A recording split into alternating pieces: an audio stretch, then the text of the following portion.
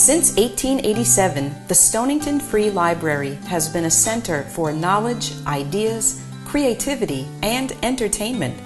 It is a comfortable and welcoming community space for the town of Stonington, Connecticut, where all ages can explore, discover, gather, and learn within a building of distinctive and unique architecture. This video program is an evolution to expand the offerings of the library to share directly in your home or organization. Welcome to the Thoughtful Thursdays speaker series, made available to you by the Stonington Free Library.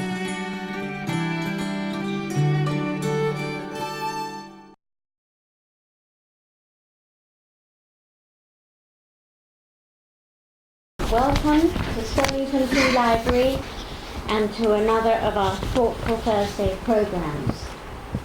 I have some quick announcements because we have a lot coming up on our calendar, thanks to our wonderful program committee. I'm the only person who introduces these programs who's actually allowed to say thank you to the program committee, who are very hard-working volunteers who continue to bring a succession of enriching and entertaining programs to our community, and the library is very grateful. And it's very hard work, it's non-stop, and they're wonderful.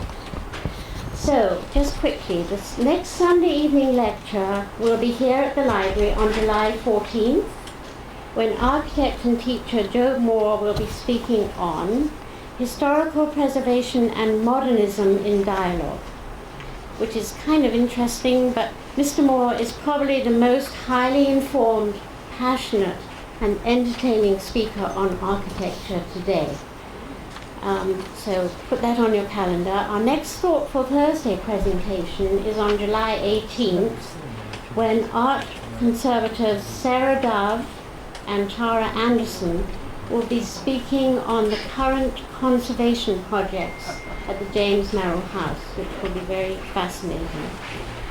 And we do have a very busy July because on Sunday, July 21st, Deborah Royce will be talking about her new and highly anticipated novel, Finding Mrs. Ford. You can find all these things on our website and our e-blast, but anyway, I just wanted to mention them. And now it is my great privilege to introduce our distinguished guest, Professor Stuart Vyse, whom many of you know as a colleague, friend, and neighbor. Professor Vyse will speak on the perennially mysterious subject from his book, Going Broke, Why Americans Still Can't Hold On to Their Money, which addresses the current epidemic of personal debt. Stuart has a very impressive background with a PhD in psychology and bachelor's and master's degrees in English literature, and is a fellow of the Committee for Skeptical Inquirer. He has taught at Providence College, URI, and Connecticut College, and has been quoted in all the important, no, I shouldn't say that, in all the numerous news outlets, the New York Times, Washington Post, PBS, NewsHour, and NPR. His book, Believing in Magic, The Psychology of Superstition, won the William James Book Award of the American Psychological Association, which, in my view, is grander than a Nobel and an Oscar all rolled into one. But that's what I think about William James.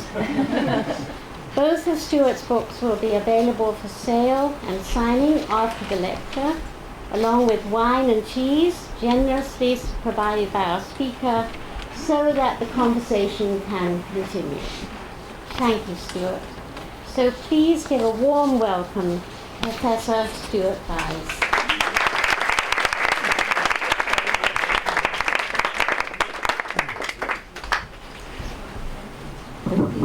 Stuart. Okay, we'll try there. Okay, good. Is that good? Yes. Yeah. Can you hear me? Yeah. I can edge over this way if I need to. It's really great to be here in our beautiful little library, and I can't avoid saying thank you to Belinda and to Michaela and to the whole staff. And I want to second your remarks that it takes literally a village. It takes a lot of people to volunteer and make this place go. And we love this library. So I'm very thankful to be here and thankful for it. And if you haven't already read Susan Orlean's book, The Library Book, you should, because then you'll love libraries even more. It's a great book. So, and I also want to thank Bank Square Books for providing the books today, and all of you for coming. So many friends out there. It's great. I'm lucky to have you all. Here we go. I'm going to talk about this. And this book, which, by the way, I gave a copy to the library, and Belinda's response, you'll probably not like me to say this, but Belinda's response was, "Oh, such a depressing title." But still, there's a little depressing stuff here. We have to, take our medicine at the beginning of the talk. I hope to end it with some fun things at the end. But this is a revision of an earlier book, and it came out. The new book came out last September. The earlier book with that cover, that red cover, came out in 2008. It came out just before, or as the crash was happening, but of course I handed it in much earlier than that, and I didn't really anticipate the crash, although there were some things inkling that I read about problems in housing, and so I did put a little bit of that in at the last minute to suggest that we might be in trouble, and lo and behold, we were. And much of what is in the book became very relevant after the crash. And that, by the way, is the Chinese translation cover. The Chinese, I think, like to hear about Americans having troubles. So what I'm going to do here is, one of the things that's kind of nice about doing a slideshow is that you can show lots of pictures, and so in a book you're not allowed to have unlimited illustrations, and so I'm going to try to make it a little bit more fun by showing some pictures this time. I'm going to talk a little bit about the current debt situation up to the minute, and that's the sort of medicine we have to take at the beginning of the lecture. And then I'll talk about what is sort of the core of the book, which is the things that drive consumption, the things that get us to spend. Finally, I will end with two case studies that are sort of fun that I enjoyed in the book. One is about self-service shopping and the shopping cart. Those of you who know about the book already know that I'm kind of obsessed with this shopping cart as an item. And then also I'll talk a little bit about the role of plastic in the commercial space. That sounds very corporate to say that, in the commercial space. Okay, so to begin with, this is a book primarily about personal debt and how you get it, or hopefully don't get it. And it's worth talking a little bit about how lending and borrowing has been seen traditionally over the years. As you know, Polonius, what was it Jonathan Polonius said? Neither a borrower nor a lender be. That's right. And so there are some moral issues with it, and have been traditionally. Most of the great religions had rules against usury lending, and usury was any charging of interest at all for a loan. We tend to think of usury as like exorbitant interest, but usury is just charging interest at all for a loan, and that was outlawed. And the only major religion that still holds to that, really, is Islam. And Islam has developed these really interesting different ways of doing banking and financing to avoid the charging of interest. But most of us have gotten past that. Even when you don't have a moral sort of prohibition against lending or borrowing, there are wise ways to borrow and not so wise ways to borrow. The investment in a business, borrowing to start a business, borrowing for education, has been traditionally considered to be a good kind of loan because it's bringing you future income, and it's towards creating wealth. The education loan stuff is a problem now, and we'll talk about that quite a bit. I will. In addition to that, durable goods. If you take out a loan for a house, it has a useful life, and so it's not so bad to take out a loan for it. That's the way most people buy their houses.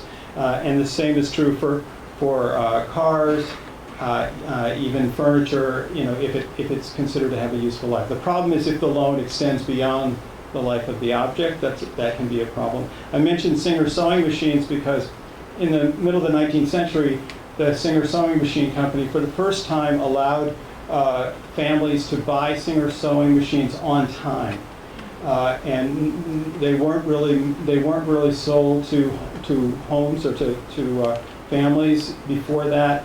And by making it possible to buy them on time, it really took off, and many people had sewing machines. And of course, that of course was a good investment as well, because it had a useful life, a long useful life, ideally, and then it would save the family money. So there are good loans, but in the modern world, all of that sort of calculus has sort of fallen away. Now, at least in our society, in the U.S., there are no real, prohibitions, or there's no taint associated with any kind of loan. And so for example, you're familiar with this probably, and I don't know if you can read it or not, but this is from the MasterCard Priceless campaign, and it says, what would be priceless?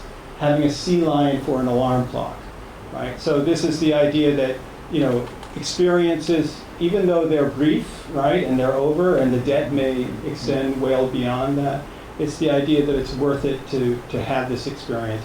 It's interesting. I mean, psychologists will tell you that you should spend your money on experiences rather than on objects, that the experiences bring more happiness in the long run. But at the same time, if you're spending money that you don't have on those experiences, then that's a problem. Okay, so here is, there's a little math here, but it's still pictures, so it won't be too bad. This is data that comes from the Federal Reserve Bank of New York. And when we think about the Fed, we think about them setting that interest rate, and everybody worries about will they raise it or lower it or whatever. But what we don't always appreciate is that the Federal Reserve Bank, in offices throughout the country, hires these really smart economists who create all of this data on all sorts of things that you might be interested in, and they publish it and put it online for free for everyone to use. And it's a very valuable function. And this comes from the New York Fed, who has, because they're in New York City, they have access to banking data that other offices would not. And so this is Equifax data that estimates total debt for the country.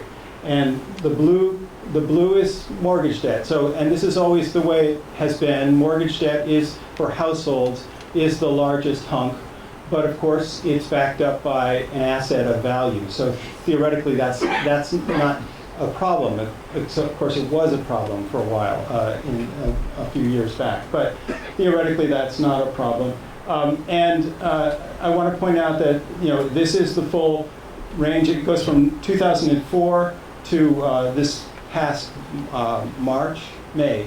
And so you see the sway back thing there, which is the recession, right? That the peak is at about 2007, and then it goes down and comes back up. I'm going to zoom in on the top category now, because that's where all the interesting stuff is happening. So breaking out the debt that's in the non-housing category alone, we have this graph. And this graph should worry you. It's meant, if you're thinking about it, especially if you're in higher education, it should worry you. Or you have kids who might be going into college. The top amount there, the red, is student loan debt. And this is, remember, this is just the aggregate. It's not per person or anything. This is just the total amount of debt that the nation is carrying right now.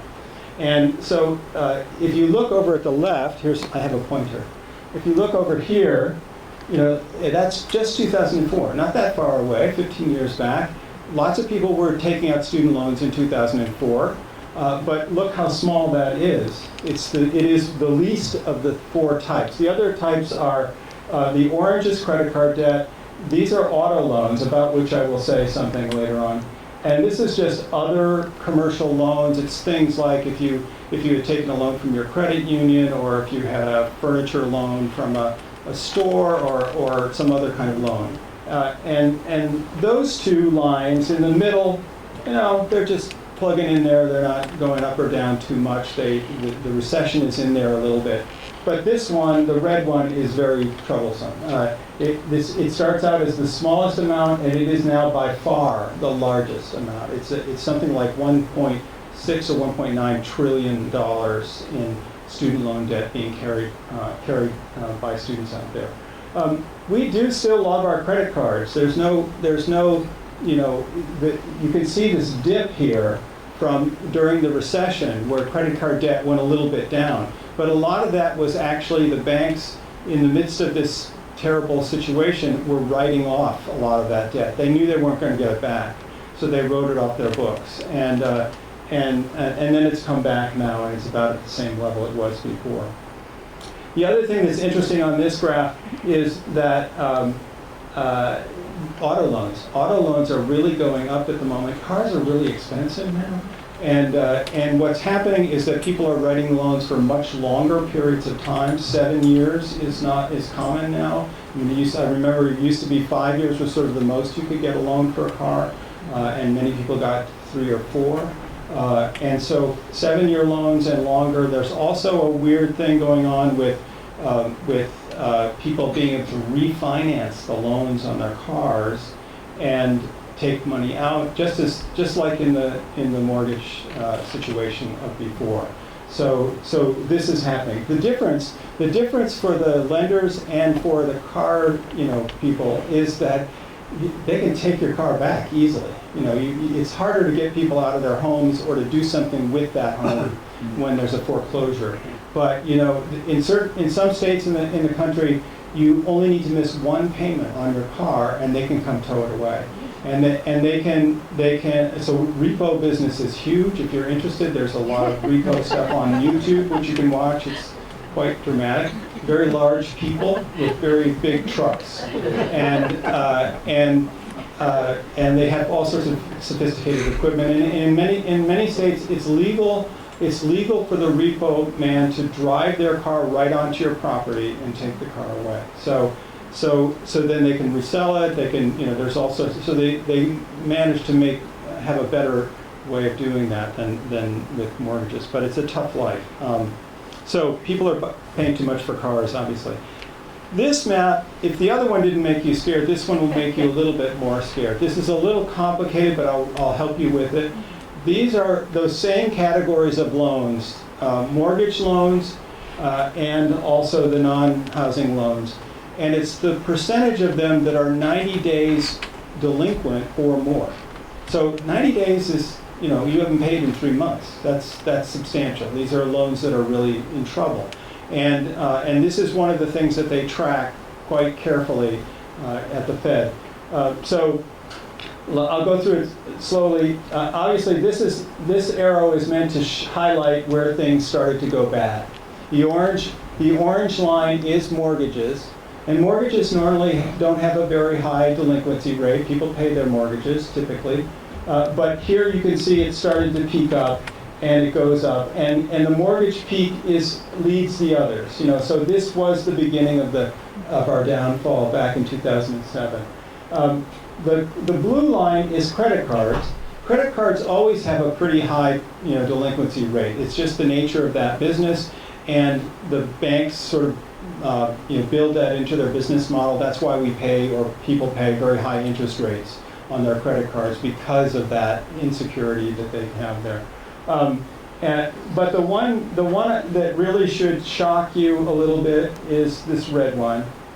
Okay, so these are student loans, and student loans are hanging in there around 12%. 12% of all student loans are in delinquency. Now, the interesting thing that people don't necessarily notice when they see this graph in the Fed's report, there's a little footnote at the bottom of this graph that says that the denominator of that percentage includes all the loans that are not actually in their payment phases, right? So, if you're still in school, you're not paying yet on your loan. You're not required to. Or if you're in a certain job where you get a deferral on your loan while you're in that job, you're not paying. If you were to put just the loans that are actually in their payment phase into that number, it would be twice as high. So functionally, 22% of people who should be paying on their student loans are at least 90 days behind on those payments. And of course, the other thing is that student loans are not dischargeable in bankruptcy. You cannot, credit cards you can get out from under if you, get into a crisis situation and you need a fresh start, but not student loans. The lenders were able to get a law passed that would not be the case. So it's a real trap for many students. They don't really realize what they're getting into when they make these decisions at age 18 before they can even legally drink a beer. They're making one of the biggest financial decisions of their lives. And the other thing is that it's clear now that this problem is really affecting the economy. It used to be the case that, it's affecting them as individuals horribly, obviously, but the economy as a whole, because it used to be the case for many years that young people who had student loan debt would get married and buy cars and buy homes sooner than young people who didn't have student debt. And the reason for that was that the ones who had been to college were earning more, had more job security, and so they were off on life, right? In the last 5 years or so, that has reversed. So that if you don't have student loan debt, you are getting married sooner, you're buying a house sooner, you're buying a car sooner. And those who are saddled with debt are really delaying all of these life things. They're having to live with their parents or live with a group of people, and it's a bad situation. So I could do a whole other lecture on that. There's one more bit of medicine and then we'll go into some other things. So this is called financial fragility. This is a new measure of sort of where people are that has come out just in the last 10 years or so. And I wrote about it in the book, and what I've been gratified to hear is that it's become an issue in the campaign. Many of the Democratic candidates have started to mention this statistic.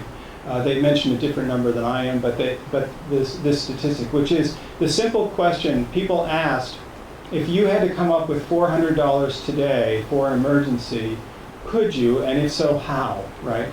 And it turns out that the only way that you're considered not to be financially fragile is if you answer yes, and the way you would get it is out of your existing amount in your checking or savings account, or by putting it on a credit card and paying that card off on the next payment. Those are the only two acceptable answers. If you have to borrow money, get it from a family member, sell something, and not be able to pay it off right away, then you're considered financially fragile. And as of the last time that this was done, I think it's 2017, 36% of Americans could not come up with $400.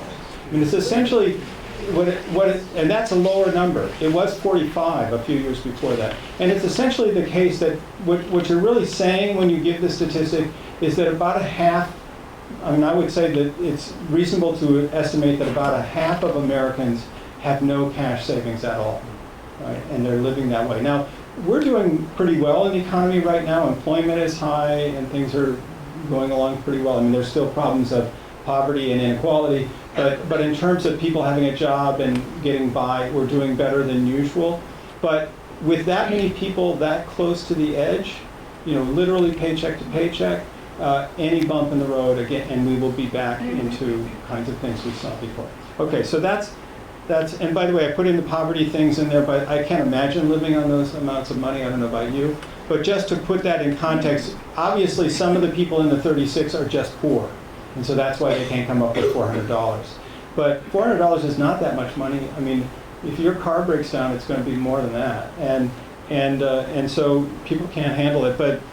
But it is the case that if you take out those 15%, you've still got 21% above that are not getting in. And the fact that there are 20% of people in the $75,000 to $100,000 income level who still are financially fragile, it's a problem.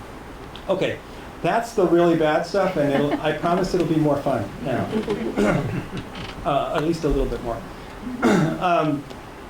So I'm a psychologist. I actually, as some people in the room know, I started out as a rat psychologist, teaching rats to press levers for food. And I'm not a clinical psychologist, so I'm interested in the things that control our behavior and how we, normal people, everyday people. And so in this book, I have reconfigured the whole problem as being the spending response. I mean, what are the variables that get us to make that response? Excuse me while I make the drinking response. So there are 5 variables that I identified. You could identify more, but 5 most important ones are the availability of the response. There has to be a buyer and a seller, and they have to find each other, right? And once upon a time, that could be very difficult. No longer the case. In the book, as an example of what has happened today, you may wonder why the Fugs is up there. That I thought, what would be a really bizarre example of something that I could just get a hankering for, and how long would it take me to find it, right? So I said, why not something like an album by the Fugs? Now the Fugs were this crazy Greenwich Village group in the mid '60s, I think. They're not big even in the day that they were around, and they're way gone now. So it took me about 5 minutes. eBay, there were several old albums for sale on eBay, and I could have had them just like that. So there's literally nothing you can dream up that can't be had now, which is kind of a dangerous situation. So, okay, second thing is the wherewithal. Obviously, you have to have either cash or credit, but the use of a universal credit card really helps with that in a bad way, but nonetheless. Responses, it's true for rats and it's true for us. Responses that can be made quickly are more likely to happen. Responses that have low effort involved are more likely to happen. And finally, this is an interesting variable that shows up in different spots I'll talk about today, but there are social barriers to spending. Sometimes we would prefer no one is around when we're making a certain purchase. You can let your mind wander on that one. And sometimes we actually do need someone around. Like if it's a big purchase of furniture or something, some people prefer to talk to somebody about it before they make that decision, or an insurance policy or something like that. So the role of other people in that decision can be a plus or a minus, and it's been a big factor going forward. So the history of the problem that we have with debt really starts in the 1970s. There's a little bit of a historical background in the book. There was a very important Supreme Court decision, the Marquette decision, it's called for short, in 1978. And it was a decision that allowed the interest from credit cards to travel across state lines. And that doesn't seem like it would be a big thing, but it turns out that makes credit cards very profitable. Because what happened as soon as this was legal was that credit card banks entered into negotiations with state governments and said, if you make very high interest rates legal in your state, we will bring our credit card division to your state. And so this is why when you send in your check for your credit card, it goes to Omaha, Nebraska, of all places, or Wilmington, Delaware, or it used to be Maryland for MBNA. But these are states that made that devil's bargain, and in order to get these people to come to them. So we then had universal charging, right? And it spread wildly. It was highly promoted. The next step that brought the market home to us was the introduction of the Watts line, what we used to call Watts lines, or toll-free numbers.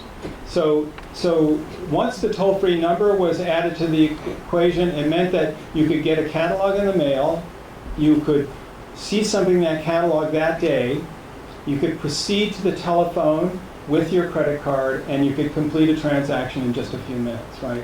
So for the first time, we were able to shop at home anytime we wanted to and act impulsively on that. And so that was another one. And so the rest of it sort of follows from that. In the 90s, we got Amazon and eBay and all the other things, and it became even more convenient. Everything became convenient. But convenience becomes a burden in this context, because now we have to be good. We have to have self-control. And of course, it did happen at the same time that we were shifting from a manufacturing economy to a consumer economy. The current economy exists primarily on us selling things to each other, right, and goods and services. Okay, so just as an example of where we are, and from a psychological point of view, this is an example that's in the book, and it's the story of George, who wants to buy a pair of hedge clippers. He's been borrowing the neighbor's hedge clippers for a long time. He's at home on a Sunday night watching television. He sees an Ace Hardware commercial where they advertise, and I said, I'm just going to get those. I'm going to buy those. So in 1965, George makes the decision on Sunday night, but of course he can't follow through on it for a while. He has a job. He goes to work on Monday. Turns out he's got like a Moose Lodge meeting or something on Monday night, so he can't go on Monday. And then he goes to work on Tuesday. And so Tuesday night after work is the first time he has an opportunity. So he then drives from work, goes to the Ace Hardware store. Hopefully they still have the item. He buys it, he drags it home, right? That was how we shopped in those days, and up until really the 70s. So today, George sees the same Ace Hardware commercial on Sunday night and goes immediately to his phone or his laptop or his tablet, and maybe doesn't buy it from Ace Hardware, maybe buys it from Amazon or somewhere else where he gets a better deal, but the deal is completed within 5 minutes, right?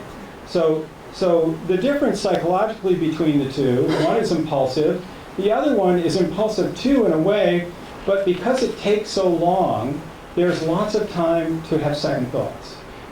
Something in that 2-day period, some other expense might come to mind that he forgot about that's coming up in the future. Say, what, I'm gonna continue borrowing from the Wilsons. They don't seem to mind until I'll buy some later. Or he might just have second thoughts. Not that good a deal after all. I don't think so. Or he might forget about it completely. Just time passes. That happens all the time. But in today's world, none of that exists anymore. If you have second thoughts, it's often too late. You can cancel, and people may not realize this, you can cancel an order on Amazon after you've made it, but you really have to act quickly. If it's shipped already, then it's too late. You have to wait till it arrives and do the whole return thing, which very few people do. So we're really challenged to be more thoughtful and to use our self-control in a way that was not the case back then. The world provided natural barriers between us and the marketplace. In fact, the marketplace was a place you had to go to, right? It's no longer that anymore. So, this sort of sums this up. The item is always in stock now. No escape. The only time you can't buy anything is when you're asleep. And people are working on that one, I think. The prices are typically low. You can use credit or cash. It is fast, although we have learned to live with slower delivery. That seems to be a bargain that we're willing to make, that we don't have it in our hands right away. And there's low effort. So that's where we are. Now, before we leave online marketing, I want to say a few words about social barriers, and they will come up a little bit later too. Social barriers in the internet is a weird thing, interesting thing. So I used to hitchhike in college. I don't know if anybody else did hitchhike back in the day. And it was always a little bit risky, but it was actually a bona fide method of transportation. No one hitchhikes today. And people are afraid to pick up a hitchhiker, and hitchhikers are afraid to get in people's cars, right? It just doesn't happen anymore. The people who study this say that, Ross should be interested in that the Texas Chainsaw Massacre movie was supposedly an influence on why people don't hitchhike anymore. There are other reasons as well. But the interesting thing is that today we have an entire industry that is centered around the idea of strangers getting into cars with strangers and driving away, right? Uber and Lyft. right? People you've never met before, and how do we do that? In addition, we have another whole industry that's based around the idea of letting a stranger sleep in your extra room, right? And so how is that? You know, how did they accomplish bridging that barrier? Well, of course, the answer is customer ratings, star ratings, right? That you have to achieve a good rating. If you're an Airbnb customer, right? You sort of want to give the host a good rating because you're afraid they'll give you a bad rating, and then if you get a bad rating, you won't be able to use the service anymore. So there's this whole social network on the rating systems, so it all started actually with eBay. You know, eBay was, somebody had an antique doll in West Virginia that they wanted to sell to somebody in Connecticut. They don't know each other. Right, and so how do I trust that if I send this person the money, they're going to send me the doll, right? And so PayPal had something to do with helping with that, but also ratings, right? Seller ratings and so forth. So now we live by that, and many industries could not survive without those rating systems. Okay, if there's time, I have two sort of interesting, and there are pictures involved here, two sort of interesting case histories about real-world shopping now. I mean, a lot of the research in consumer research is done in grocery stores, and nothing in that. I'm going to talk about grocery stores. It's like a big laboratory. And so I want to talk about self-service shopping, which is mostly grocery stores, and shopping cart, and then the Ballad of the Bottle, which is a new section in the new version of the book. Okay, so this is a wonderful picture that I got from some guy out in New York who let me use it in the book. This is a general store in the 19th century, probably late 19th century, in somewhere in upstate New York. And the thing that you should notice about this are a number of things. This is pre-self-service shopping.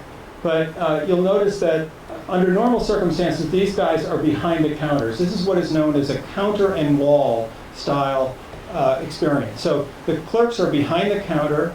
If you want something on the shelf, right, the counter and shelf or counter and wall, if you want something on the shelf, you have to ask the clerk to bring it down to you. Many items, as you can see, are in bulk. So that meant that the clerk had to weigh them, bag them, put a price on them. And also many of the prices are not known until you get into the store and ask the clerk. So this is a heavy service environment, a lot of contact with the staff. And it was embarrassing, I think, for many people because they might come into the store hoping that they could afford to buy this or that. And once they get in the store, they realize in the face of their clerk that they actually don't have enough money for that. And so it's a difficult, I mean, it worked obviously for a long time, but it was a very different environment than what we do for most of our shopping now. Okay, this is Piggly Wiggly. So self-service shopping started with Piggly Wiggly stores. They still exist somewhere in the world. But Clarence Saunders was the inventor of the Piggly Wiggly model, and it happened in the early parts of the 20th century, the teens and 20s.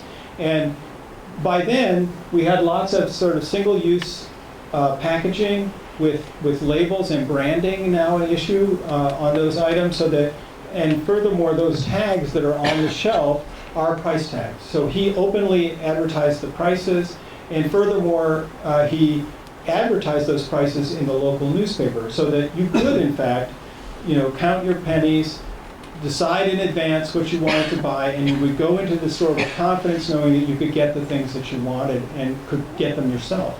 So people would walk down. Now this is an interesting, I hope you can see this. This is a layout of an original Piggly Wiggly store. And it was arranged like a maze. You had to go in and you actually had to pass by every single product that, fortunately it wasn't a huge store, but you had to pass by every product before you could leave. So you would go in here at this turnstile and you would pick up a handbasket in this bin, and then you would walk through, right, and come out here, and the clerk, and you come around here, and the clerk would ring you up, and then you go out this turnstile. So this is the first time ever that you could go to the grocery store, and the only person you would ever encounter was the clerk at the end who would ring you up. And so this became a huge hit. It was very successful. People liked it and went. It's interesting about the turnstile here is that entrance turnstile was added later. The only flaw in this design was that Saunders found that people would go in the entrance, grab a few things that they wanted, and then go back out the entrance. So he introduced this turnstile that wouldn't go that back that way. And he also arranged this door so that you notice that both the entrances are very close to where the clerk is standing, so that it'd be tough to get away with it. But anyway, this was the very beginning of self-service shopping. Now, my favorite little invention is a bit of American ingenuity. Sylvan Goldman, an Oklahoma grocer, a successful grocer, invented the shopping cart. And the state of Oklahoma is very proud of this. The University of Oklahoma Press has published a biography of Sylvan Goldman, which of course I own. So his idea, and this is like a legendary story, but his idea I noticed that because we're still using hand baskets now, even in the 20s and the 30s, they're still using hand baskets. They said, I noticed that whenever their hand baskets were full, they would leave my store, and I don't like that. Can I get them to stay longer? And he had this epiphany. He saw like a metal folding chair. He said, oh, if I just arrange sort of a folding contraption like that, I can put two baskets, one over the other, and there'll be twice as much room for them. So he designed this. This is from the patent application, and here are a bunch of them. I've still seen a few of them once in a while around, but a bunch of them in a store. Now the other interesting part of the story, and I'm sorry to go on and on about this, but I love this, is that people rejected them. When he first introduced them, they reminded people of baby carriages, and obviously men did not want to be seen pushing them, but women didn't either. They didn't want to. So, and the psychologist in me is very proud of him for this idea. He hired actors to walk around in the store pushing the carts, and it worked. Eventually, people saw that it was convenient. You could put more in, and it took over. So those unemployed theater majors come in handy. So self-service shopping has become the main mode of shopping now, and it does have the tendency to make it, it greases the wheels. It makes it easier to just grab something and go, and you don't have to talk, you don't have to explain your purchase to anyone at all.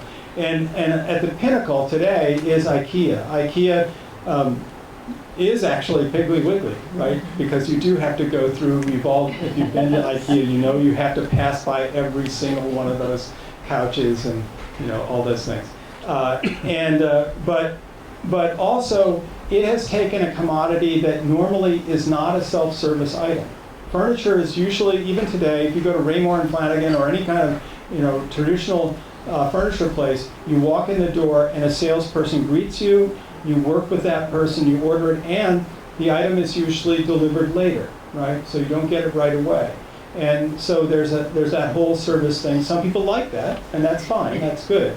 But many people do not, and what they did was to introduce the idea that you could get furniture as a self-service item. Of course, you have to do the assembly in return, but it's also low price. And this is their innovation. I've actually written on Piggly Wiggly for a chapter that actually some people in the room have read, and it's another one of my obsessions. But there is an attraction that. IKEA is sort of a destination store. You drive to it. It's not usually in your neighborhood, but they've set it up so that there's like a place for the kids to play, and there's a cafeteria, so it can be a fun destination. Because the ice cream cones are really great for only $1. And but it does have that appeal that when you go to IKEA, you'll get the stuff home that same day, right? So there's a sort of impulse quickness about IKEA that makes it additionally attractive. Okay, so here's another little story, and this my last story, and then I'll have some summing up. And this is new to the new book. Plastic, right? The plastic soda bottle. This is the Ballad of the bottle. I have an ode to the shopping cart and a ballad of the bottle. I don't know some of you must remember this, right? And how about these? I lived in Providence for a while, and there was still a soda company in Providence in the 90s. and I had soda water delivered just because I thought it was cool, and I wanted to support this company, this dying company. And then, I, personally, I don't know about you, but I think if you're going to drink a bottle, you shouldn't drink soda at all, right? Let's just say that from the beginning. But if you're going to drink a Coke, a cold bottle of Coke, which sounds pretty good to me right now, out of a bottle is really a good way to do it, right? A glass bottle, a plastic bottle, yeah. But and this was the system we had, right? But it was highly labor intensive. People hated it. The retailers hated it because they had to collect all those bottles. But the interesting thing there's a whole environmental aspect to it too, right? Which is that these bottles were not just recycled; they were reused, right? They were collected and used over and over again. And glass actually does melt down and recycle very well, right, as an object. But it's heavy. I put the 2-liter bottle there. This bottle was offered for a short time in the 70s. A 2-liter Pepsi bottle, and what you should notice about it is that rim around the neck, right? That was required because these were heavy, right? And if you think about yourself, and I do want you to think about yourself in the grocery store, you need some soda, maybe you only weigh 100 pounds, and you're going to grab this thing, it's not that easy to do, and you worry that it's going to be dropped and cracked. And of course, the manufacturers and the retailers worried about that as well. I put the little. Does anybody remember these? This is the one where it's in cold water, and like if the orange was like behind 3 Pepsis and you wanted the orange, you have to move them all out of the way. It was kind of fun, actually. They're gone. So this is the replacement that now is ubiquitous is something called the PET bottle.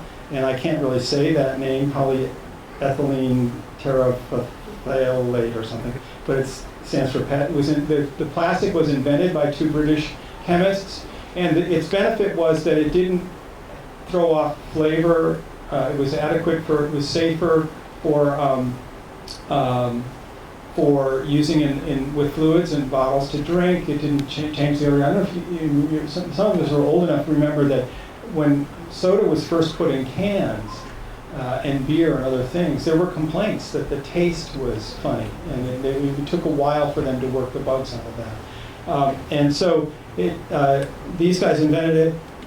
Nathaniel Wyeth, brother of Andrew Wyeth, the painter, was an engineer at DuPont, and he had the brilliant idea to patent this plastic and start using it to make bottles. And the rest is history. So this is aisle 4 at the Big Y in Mystic. And again, this is the thing. Is that what I want to point out to you is that I sort of skipped over it in the earlier slide. The retailer, and to some degree the marketer, once you're in the store, the retailer and the marketer only care about one thing. They care about your getting that product from the shelf to the checkout. After that, they don't care, right? They don't care at all. And so this product, this plastic bottle, made it so that people feel much more comfortable taking those down and putting them in their carts and carting them off, no matter how strong or big you are, and it greases the wheels of commerce. So this is aisle 5, in case you were wondering. Lots and lots of plastic. And where does that plastic go? Oh, whether here's Wyatt's obituary in the New York Times, and it says, the little red box says, lighter than glass and virtually unbreakable, Mr. Wyatt's bottle succeeded because, unlike some predecessors, it did not chemically contaminate the contents. More than 6 million of the bottles are produced worldwide each year. That was in 1990. I think we're way beyond that now. And of course, this is the Coca-Cola bottling plant in New London, which is now not used for that, I don't think. But anyway, this bottle also had the benefit of cutting back labor costs tremendously for retailers as well as the bottling companies. But the problem is, as you all know, in addition to the fact that we buy more soda than we should, is that this stuff is just not. I mean, if you think it's being recycled, you're not being realistic. it's not very little of it ends up being recycled. And secondly, it degrades when you recycle it. So you can't, if you want to make a new soda bottle out of recycled soda bottles, you have to add at least 25% of new unused plastic to make it work. Not true for glass or other products, so it's a problem. Okay, so I think I'm about to sum up. And those are two sort of retail examples of how all of the edges have been smoothed to get us to buy as much as we can. Self-service shopping, it's all. Our real problem, of course, is the online, as far as self-control is concerned, and telephone shopping. But even in these other worlds, there's a big industry of people trying to make it easier for us to be parted from our money. So some ideas for the future. How do we hold on to our money and not go broke? I suggest in the book that we should have some thoughts about the traditional American dream. I think that the college debt situation is unsustainable, and that parents should talk to their kids early about going to school and getting out of school with minimal or no debt. And I wrote a piece in Time magazine in the fall in which I basically promoted your local state college. In-state tuition is a beautiful thing for families who don't have a lot of money. And we should support our state institutions very, very well. I know that there are a few people here who work in those, and they did not pay me to say that. Home ownership also, that the home ownership did drop off and has dropped off since the recession, and there are good reasons to not buy a home. Although it was a good investment and has been for many years, there are obvious problems with it that we encountered in the past, and many people are rethinking that. My son recently who lives in Washington, D.C., made me very proud by saying that he wanted to go through his entire life without ever buying a home or a car. So I don't know if he'll be successful or not, but I think it's not a bad attitude, especially if you're going to live in an urban center for most of your life. He may change his mind, of course, he's young. I also write a fair amount in the book about living simply in general and avoiding the acquisitive sort of nature of life in America and living a simpler life.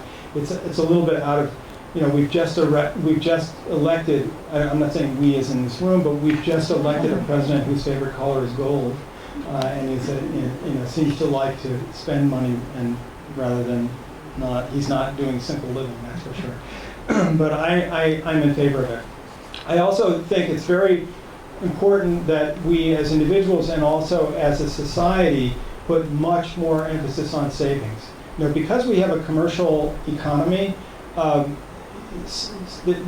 savings is almost thought to be unpatriotic because you are taking money out of the economy and the economy needs it.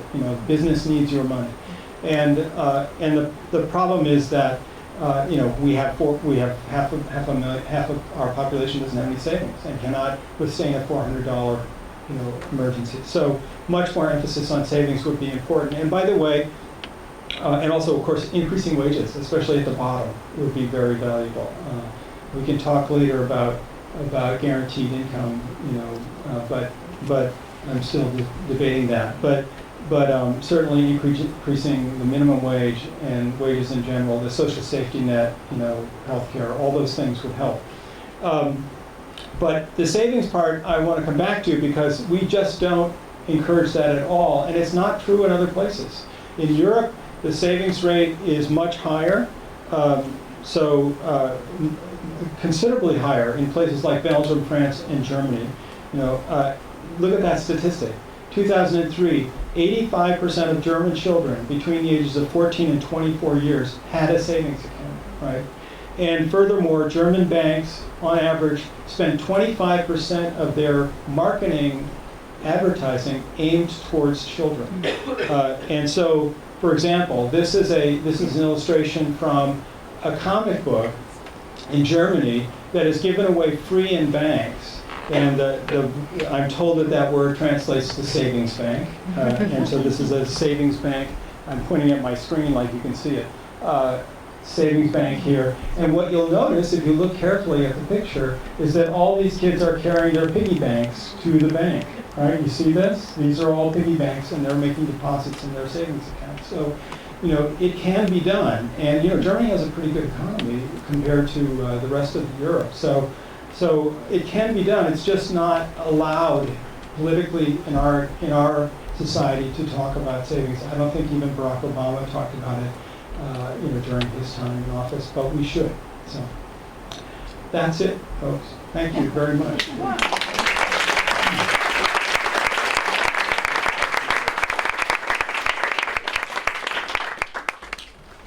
Thank you so much. That was just wonderful and totally irrational, as you said. So, any questions, or would you like to answer a few questions, I'd be happy to. then we'll go back and get drunk? Yeah, that would be great. Jeff, I saw your hand first. Yeah. Stuart, as a psychologist, have there been studies done about buyer's remorse? Yes, I mean, I'll tell you one thing. There are studies about buyer's remorse.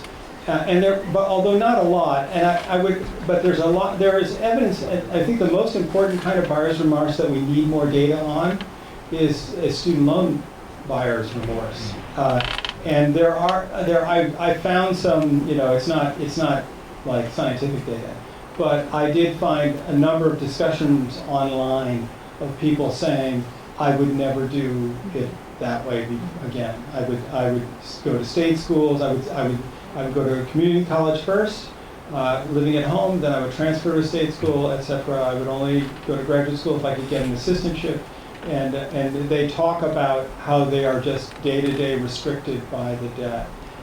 But as far as buyer's remorse, I mean, it's certainly not something that the marketing researchers are going to care about. So they're all of their research is aimed towards. It's kind of interesting. Back in the '60s, marketing research and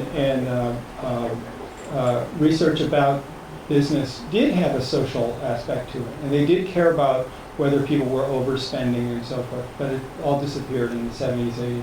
So. Yes. Stuart, I get really angry about the interest rates being charged for student loans, which can run to 7, 8, 9%. Right.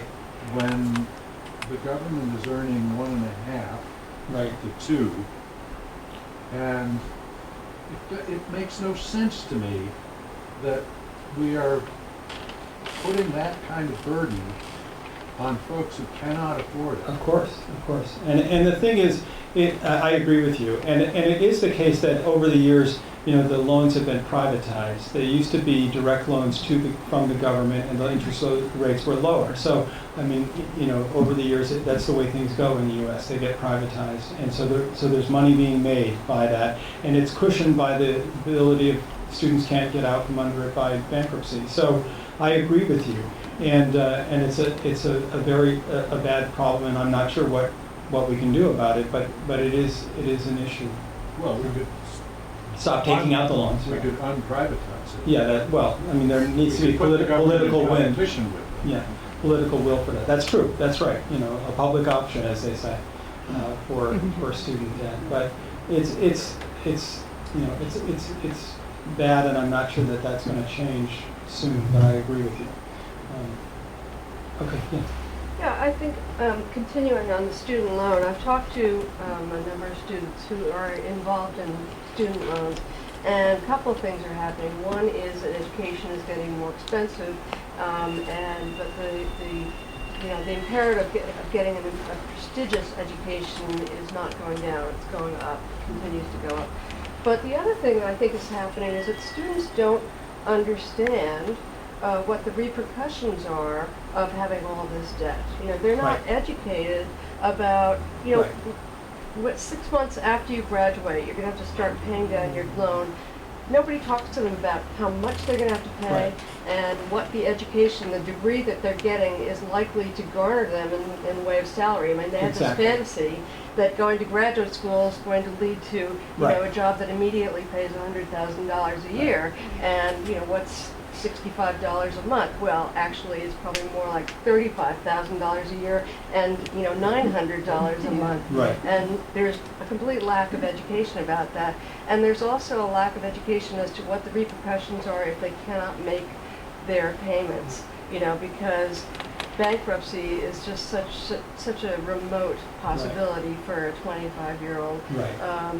And it's not like your car is going to be repoed or your house is going to be foreclosed on. It's just sort of this thing that's floating out there. It's true. It's true. Yeah. Financial literacy is also a problem, and there are some movements to put it into the high schools and even younger, so that, I mean, the basic idea of compound interest is, you know, is like Greek to many people.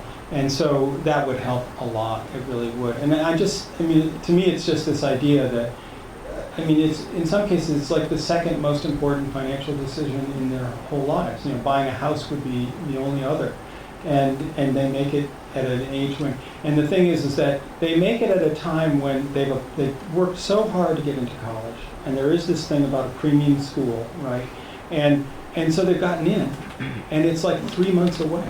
It's just 3 months away. It's right there, right? And the only thing that I have to do is sign this piece of paper and I can go.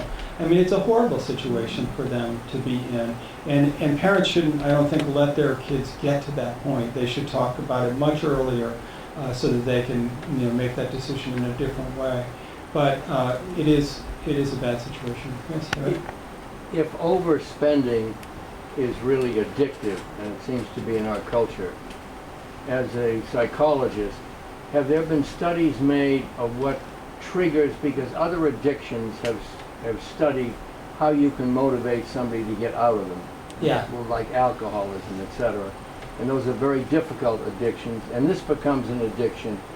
Are there studies as to how you can help or educate people either to get out of the addiction of overspending and they're having too much credit, or not? Yeah, I mean, first of all, the American Psychiatric Association decides what is a mental illness or not, and they have not labeled this, although it's been proposed, they have not labeled that as an addiction or a mental disorder. And I'm sort of opposed to that view of it anyway. But obviously it becomes a compulsion or a very strong habit in people. And there are approaches that are not unlike the 12-step programs, and there is Debtors Anonymous.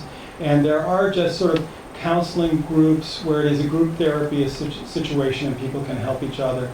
So there are approaches that mimic that kind of addiction plan. So anyway, yeah.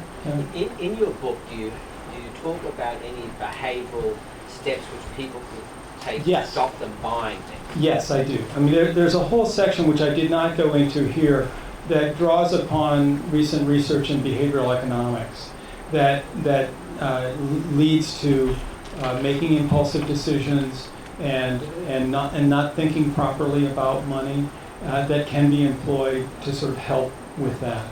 And there have been some really clever things done specifically about saving money that make use of behavioral economics in order to make it easier to do so. So there is some material about that in the book. Well, we could check our impulses at the door because there are books for sale. Also wine.